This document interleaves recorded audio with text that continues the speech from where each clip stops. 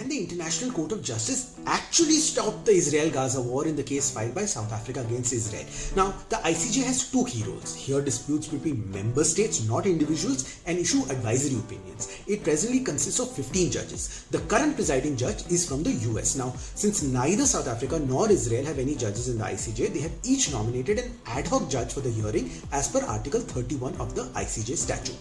The hearing started on 11th of January and it will essentially be limited to South Africa arguing that a prima facie case of genocide is made out against Israel and therefore it should be directed to stop bombings in Gaza. The actual genocide case will of course take years before it is decided, as a trial will need to take place where witnesses are examined and cross-examined.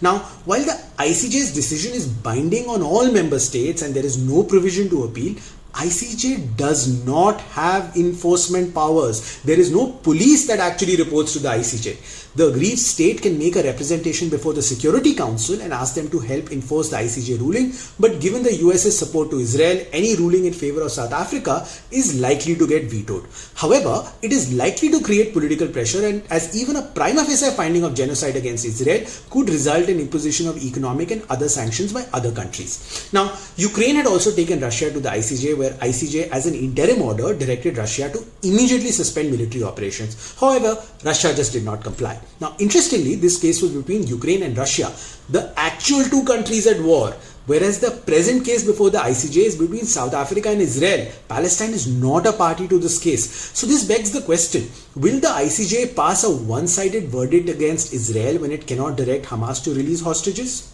We will hopefully find out in a few weeks.